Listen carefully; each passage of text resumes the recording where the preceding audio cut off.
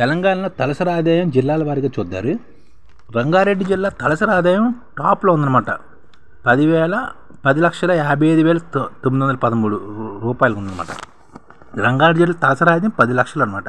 హైదరాబాద్లో 5,54,105 రూపాయలు. సంగారెడ్డిలో 3,45,478 రూపాయలు. మేడ్చల్ మల్కాజ్గిరిలో 3,43,130 రూపాయలు. భద్రాచలి కొత్తగూడెంలో 3,21,281 రూపాయలు. మహబూబ్ నగర్లో 2,93,823 రూపాయలు. యాదాద్రి భువనగిరిలో 2,83,599 రూపాయలు. పెద్దపల్లిలో 2,84,661 రూపాయలు. మెదక్లో 2,83,567 రూపాయలు. సిద్దిపేటలో 2,70,352 రూపాయలు. నల్గొండలో 2,76,273 రూపాయలు. జయశంకర్ భూపాలపల్లిలో 2,57,851. కరీంనగర్లో 2,50,243 రూపాయలు. ఖమ్మంలో 2,49,517 రూపాయలు. ములుగులో తలసరి ఆదాయం 2,49,338 రూపాయలు. సూర్యాపేటలో 2,48,429 రూపాయలు. అలాగే వరంగల్లోనే 2,44,278 రూపాయలు. నిర్మల్లో 2,34,640 రూపాయలు. జనగామలో 2,33,215 రూపాయలు. నాగర్కర్నూలు 2,29,649 రూపాయలు. మంచిర్యాలలో 2,27,716 రూపాయలు. వనపర్తి 2,27,422 రూపాయలు. నిజామాబాద్ 2,23,282 రూపాయలు. ఆదిలాబాద్ 2,22,233 రూపాయలు. కుమరంభీంలో 2,27,456 రూపాయలు. గద్వాలలో 2,14,861 రూపాయలు. కామారెడ్డి 2,14,861. రాజన్న సిరిసిల్ల 2,13,765. మహబూబాబాద్ 2,12,232 రూపాయలు. నారాయణపేట 2,07,784 రూపాయలు. జగిత్యాల 2,05,773 రూపాయలు. హనుమకొండ 1,99,490 రూపాయలు. వికారాబాద్ 1,98,401 రూపాయలు. కానీ హైదరాబాదు రంగారెడ్డి జిల్లా 10,55,913 రూపాయలు. ఈ విధంగా తలసరి ఆదాయం అనమాట.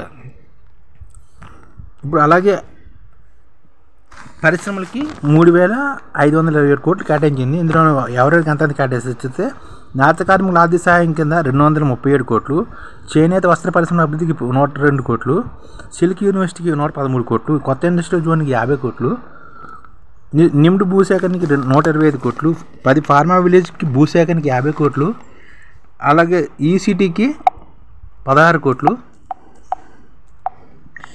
అలాగే మైసూరు ఈఎంసీకి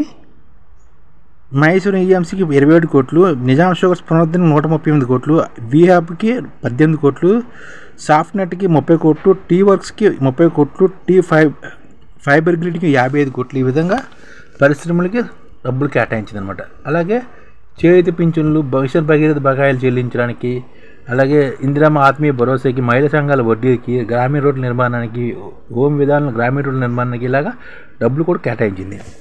అలాగే ఏపీ అత్యంత సంపన్నులు దేశంలోని ఏపీ ఎమ్మెల్యేలు అత్యంత సంపన్నులను కూడా వస్తుంది. ఏపీలో సగటు ఎమ్మెల్యే ఆస్తి 65 కోట్లట. ఇది దేశంలో అత్యధిక అనమాట. టాప్ 10 సంపన్నులు నలుగురు టీడీపీ వారేనట. అసలు తెలంగాణలోనే ఏపీలో ఎవరు చూస్తే ఎమ్మెల్యే అధికంగా సగటు ఆస్తులు ఆంధ్రప్రదేశ్ 65 కోట్లు అయితే, కర్ణాటక 63 కోట్లు, మహారాష్ట్ర 43 కోట్లు, తెలంగాణ 38 కోట్లే.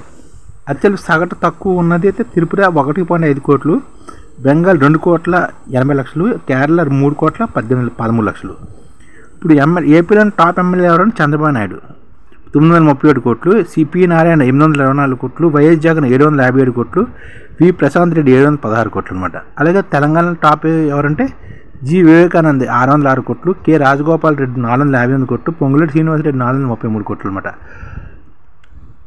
ఇప్పుడు దేశం సంపన్న ఎమ్మెల్యే పరాగ్ అనమాట. పరాగ్ బీజేపీ ఘట్కోపర్ తూర్పు అనమాట, ముంబై సంబంధించిన. ఇతనికి 3,400 కోట్లు ఉన్నాయన్నమాట ఆస్తి. అతి తక్కువ ఆస్తి ఉన్న ఎమ్మెల్యే నిర్మల్ కుమార్ ధారా, ఇది ఇండస్ పశ్చిమ బెంగాల్ అనమాట.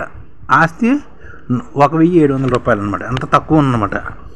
ఇప్పుడు 11వ ర్యాంకులో తెలంగాణ ఎమ్మెల్యే ఉన్నాడు.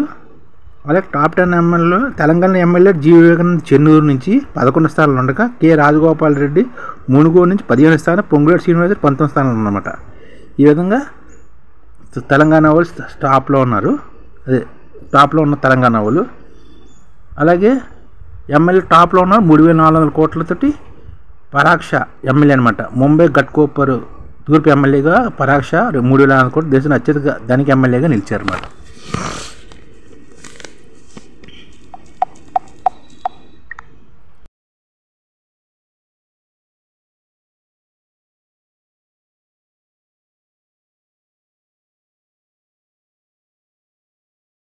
ఈ ఛానల్ ముఖ్య ఉద్దేశం ఏంటంటే మన తెలుగు రాష్ట్రాల్లో 1 కోటి మందికి సంఘటిత రంగాల్లో ఏ విధంగా ఉద్యోగాలు ఇవ్వవచ్చు, కనీస నెల జీతం 30,000 వరకు ఏ విధంగా ఇవ్వవచ్చు, ఏ విధంగా చేస్తే ఉద్యోగాలు సృష్టించబడతాయో వివరిస్తూ ఈ ఛానల్ వీడియోలు వస్తాయి. అలాంటి వీడియోలు మీకు కావాలంటే మన ఐడిఎఫ్ భాస్కర్ ఛానల్ని సబ్స్క్రైబ్ చేసుకోండి. ఐడిఎఫ్ అంటే ఇండియన్ డెవలప్మెంట్ ఫోర్స్.